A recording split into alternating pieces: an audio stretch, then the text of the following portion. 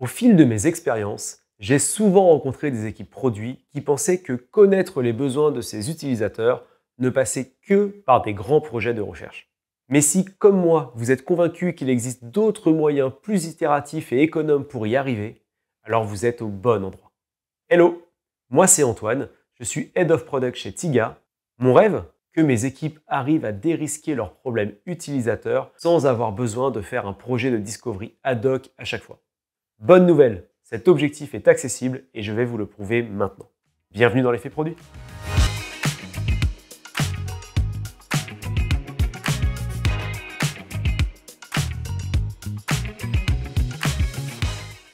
Est-ce qu'il vous est déjà arrivé de lancer un travail de recherche utilisateur avant de découvrir que les informations dont vous aviez besoin avaient déjà été récoltées lors d'un précédent projet? Quand on creuse le sujet, on se doute que cela doit passer par une démarche de stockage, de tri et d'analyse des feedbacks auxquels nous sommes exposés en continu. Mais pour ne rien vous cacher, j'ai dû pas mal itérer, oui, me tromper aussi, pour arriver à une approche qui fonctionne dans la plupart des contextes auxquels je suis confronté aujourd'hui en tant que consultant. Que l'on soit product manager, product designer ou encore product marketing manager, nous prenons quotidiennement des décisions qui impactent nos utilisateurs et notre entreprise. C'est ce qu'on appelle communément le double impact. Cela peut être la définition des points de douleur de persona, la priorisation de la refonte du parcours d'onboarding versus l'ajout d'un nouveau moyen de paiement, ou encore le repositionnement du bouton résilier dans les paramètres du compte. Ces types de décisions, nous en prenons 10 par semaine. Et ne vous y trompez pas, elles ont un impact sur nos utilisateurs et l'entreprise. Mais avez-vous bien en tête leurs intérêts respectifs? Si du côté de l'entreprise, il est assez naturel de connaître ses besoins et ses contraintes, quid des intérêts de nos utilisateurs? C'est pour cela qu'au fil du temps, différents outils ont été mis en place pour capturer des bribes de ce qu'ils pensent. NPS, CSAT, User Research, User Test, Store Reviews, la liste est longue, très longue. Et cela met sous tension notre capacité à centraliser, exploiter cette connaissance pour prendre les meilleures décisions au quotidien, sans avoir à monter un projet de recherche à chaque fois qu'on se pose une question. Et oui, si les prises de décision sont continues, big up à Teresa Torres, la collecte des feedbacks et la capitalisation de nos apprentissages doit aussi l'être. C'est QFD. La connaissance utilisateur est partout au sein de nos entreprises. Bien. Mais elle est collectée, analysée et utilisée en silo. Pas bien. Quoi, vous ne croyez pas? Je vous emmène avec moi faire un petit tour d'horizon. Le marketing connaît sur le bout des doigts le NPS et les verbatims qui différencient les clients supporters des détracteurs. Les équipes du support client analysent régulièrement le CSAT, Customer Satisfaction Score, pour améliorer son niveau de réponse aux utilisateurs. Les équipes sales collectent et utilisent régulièrement leur apprentissage sur leurs prospects ou leurs clients dans un CRM, surtout avant un nouveau rendez-vous. Et enfin, les équipes produits suivent leurs notes et reviews sur les stores au quotidien, ainsi que leur analytics bien entendu. Alors forcément, avec une telle variété de sources, il n'est pas rare que certaines sources soient sous-exploitées, non partagées ou tout simplement oubliées. C'est une chose que j'ai vue dans tous les contextes et cela sans exception. Chez un de mes clients, dans la mobilité par exemple, à chaque fois qu'un employé utilise un des services de l'entreprise, il partage par la suite son expérience. Ce sont des informations qui valent de l'or. Mais le plus souvent, cela se limite à un long post Slack qui aura une durée de vie de 5 jours à peu près avant de tomber dans l'oubli.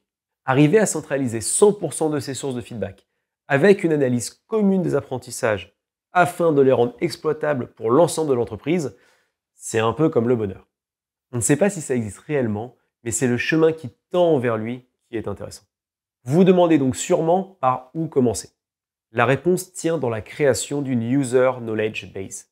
Sans que ce soit une solution miracle, et immédiate non plus, elle est indispensable à une approche vertueuse et structurée du feedback utilisateur. À qui s'adresse-t-elle, me direz-vous? À toute personne dans l'entreprise qui a besoin de savoir ce que nous disent les utilisateurs, et aussi ce qu'ils disent de nous, pour prendre les meilleures décisions dans leur job. Attention, si ce sujet n'est pas abordé de la bonne manière, on peut vite se retrouver dans un casse-tête insoluble.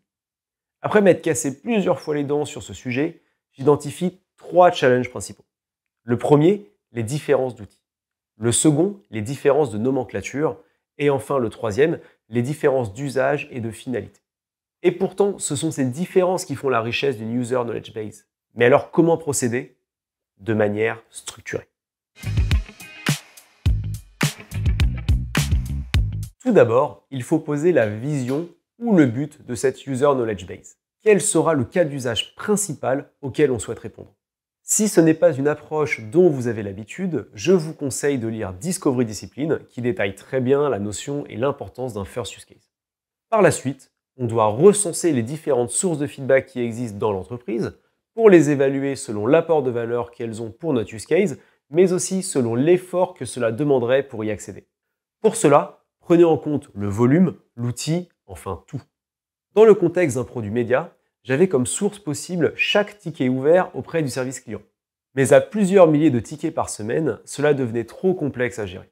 J'ai donc choisi de plutôt privilégier les retours faits au travers de la campagne NPS. Enfin, il vous faut définir une nomenclature commune et unique à toutes les sources priorisées. Quand je parle de nomenclature, je veux autant parler des différents niveaux qui composent votre User Knowledge Base que votre manière de taguer les différents sujets.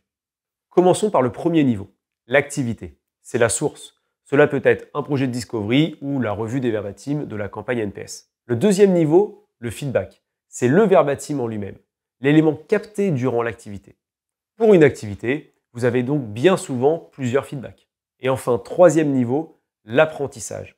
C'est la convergence de plusieurs feedbacks vers une problématique commune. Un même feedback pouvant alimenter plusieurs apprentissages et les apprentissages pouvant varier selon si vous avez un point de vue support client ou produit. Prenons un exemple concret. Un utilisateur laisse cet avis sur un store. Je trouve dommage de ne pas pouvoir facilement ajouter une musique à plusieurs de mes playlists en même temps. C'est typiquement le type de feedback qui m'intéresse.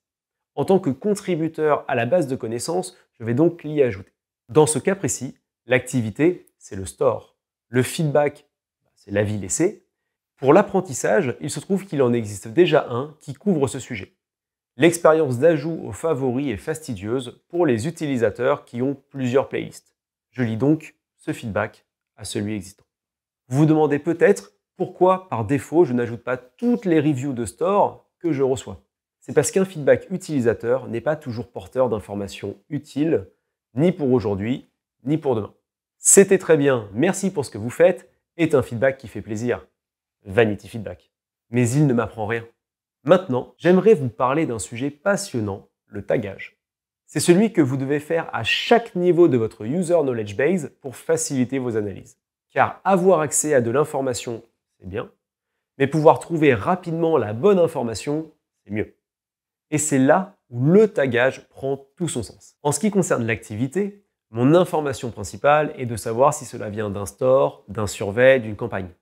Mais je peux y ajouter un champ pour taguer le type de store, Apple ou Google, la campagne, NPS par exemple, ou le thème de la discovery initiale. En ce qui concerne le feedback, mon information principale est le verbatim. Mais il est intéressant de taguer le ton par exemple, neutre, positif ou négatif, ou encore la fonctionnalité concernée.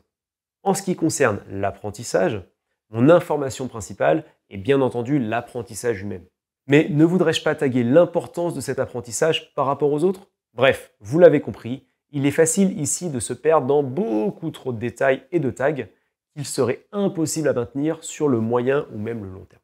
L'approche que je vous conseille ici n'est ni celle de Marty Kagan ou de Teresa Torres, mais celle de Marie Kondo, l'essayiste japonaise spécialiste dans le rangement et le développement personnel.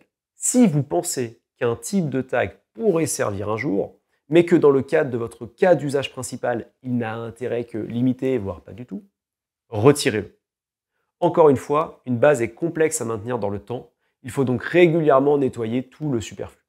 Maintenant, vous vous demandez peut-être sur quel outil votre User Knowledge Base doit être construite. Ici, il n'y a pas de réponse universelle. Selon les volumes de feedback que vous aurez traités et le niveau d'automatisation que vous cherchez, votre User Knowledge Base pourra reposer sur des outils aussi divers qu'un simple Google Sheet, un outil de base de données type Airtable ou encore un produit dédié et très automatisé comme Chatterbill. À chaque contexte, son besoin. Personnellement, j'ai été amené à utiliser chacun de ces outils et s'il y a bien un apprentissage que j'en retire, c'est que jamais un algorithme, ou du moins pas encore, ne sera en mesure de trier, étiqueter, analyser des feedbacks utilisateurs aussi bien que les personnes qui travaillent sur le sujet concerné. Une fois que vous avez initié votre base de connaissances, il vous reste encore des processus clés à bien aligner. 1. Soyez clair sur la gouvernance. Qui peut ajouter des tags à la base? Qui peut taguer les éléments? Qui peut en changer la structure? Qui vérifie la qualité et la cohérence de l'ensemble? Par exemple, dans mon contexte produit actuel, nous avons défini un roulement chaque semaine de la personne qui a pour responsabilité de taguer les feedbacks entrants, compléter les apprentissages existants ou en créer de nouveaux au besoin. Deuxièmement, rappelez-vous, si nous faisons tout cela, c'est avant tout pour que vous puissiez toujours prendre des décisions produits en prenant en compte la voix de vos utilisateurs sans avoir à relancer un projet de discovery pour chaque nouvelle opportunité. Il est donc important que dans votre processus produit, au moment du cadrage de vos opportunités, vous inscriviez la pratique obligatoire de commencer par une recherche dans la base de connaissances existante. Voilà, vous savez tout. Il ne vous reste plus qu'à vous relever les manches et y aller de manière itérative. La bonne nouvelle, c'est que vous devriez voir les impacts positifs de cette démarche dès les premières semaines. À très vite pour un nouvel épisode de l'effet produit.